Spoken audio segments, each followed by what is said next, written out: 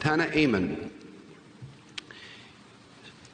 started as a neurosurgical intensive care nurse at Loma Linda Medical Center.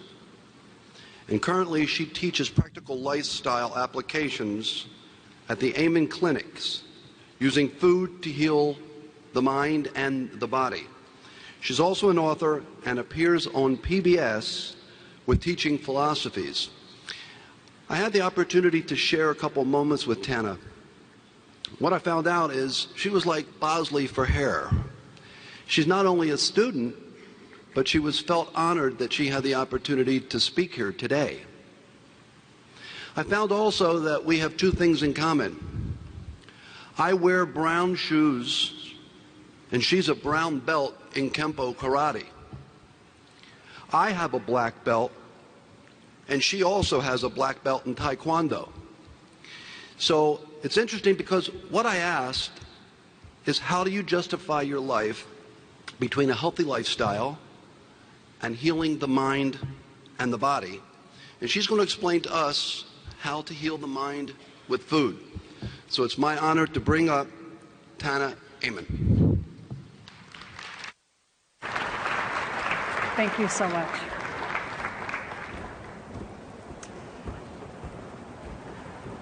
Good morning.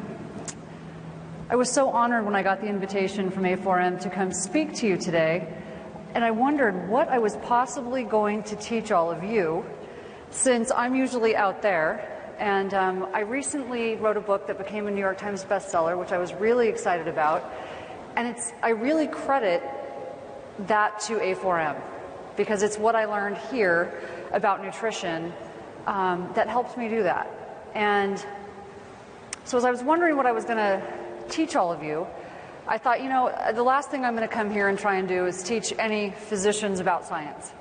So what I am best at is lifestyle application. As my husband often says, doctors tell patients what to do, nurses show them how to do it, and they hold their hand in the process. So that's what my specialty is, and that's what I'm here today to do. And I'm going to teach you how we do that, why we're so successful in our clinics. We know that you all don't have that much time. How do we do it? Why does it work so well? And I'm going to start by telling you a story of a sick little girl who wanted to be a doctor, and what she has in common with two gorillas, Bible-believing churches, and a group of drug addicts and criminals, and how those stories come together to help your patients.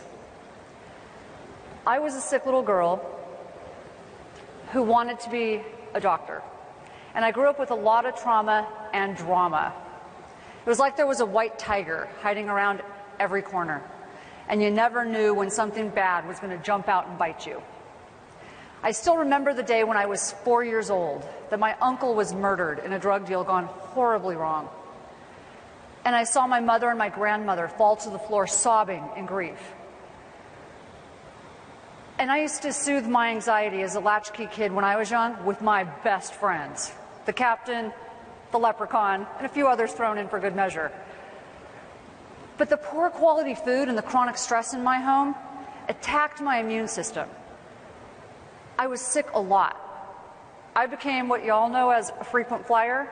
I earned my miles the hard way at the hospital. And a few years later, my grandmother came to live with us when her diabetes became completely unmanageable, and she and I shared the same diet. In fact, I thought she had a thing for the captain for a while. So when he started coming to dinner as well as breakfast, and she used to make the most amazing warm Syrian bread, smothered in butter and drowning in honey. And I think even the leprechaun thought that was magically delicious. But by the time I was 11, I was giving my grandmother her insulin shots, because my mother had to work 3 jobs just so we could survive. And I spent so much time around doctors that I really wanted to be one. But in my early 20s, I was diagnosed with thyroid cancer that metastasized and came back 3 times. Kind of unusual, but it completely ruined my plans for medical school. And I became so devastated and overwhelmed. And I sunk into this deep depression.